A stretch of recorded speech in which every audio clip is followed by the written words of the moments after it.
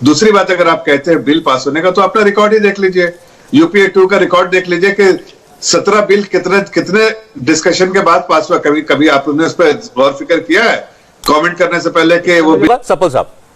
जी सौरभ जी, मैं स्पेसिफिक इस मुद्दे पर जवाब दूंगा पहले तो जफर साहब के, कि यूपीए के टाइम पे 17 बिल बिना डिबेट के पास हुए।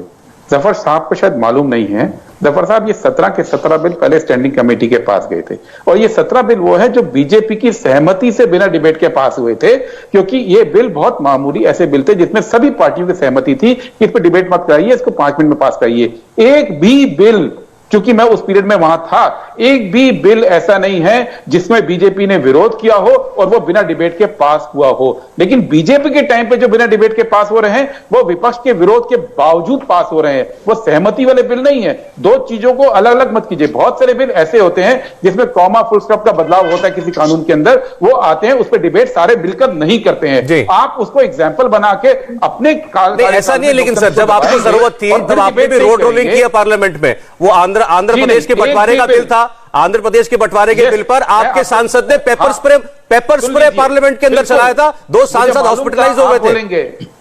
आप बोलेंगे मुझे मालूम है, क्योंकि उस वक्त आंध्रा के सांसद विरोध कर रहे थे और बीजेपी की सुषमा स्वराज जी और अरुण जेटली जी ने दोनों सदनों के अध्यक्ष और स्पीकर से बात की थी और कहा था कि कुछ लोग बिल को रोके ठीक नहीं है, हम सब बिल पास करेंगे, और उसमें बीजेपी उस फैसले में शामिल थी। ये लोकतांत्रिक फैसला था, ये दबाने की बात नहीं थी। ये कुछ लोग जो ब्लैकमेल कर रहे थे पार्लियामेंट में, उसके खिलाफ जाके ये कहते हैं आज ये आरोप आप पे लगाते हैं कि आप ब्लैकमेल कर रहे हैं, आप पार्लियामेंट को हॉस्टेज बना रहे हैं। आरोप आप पे भी यही है। हम नहीं कर रहे हैं।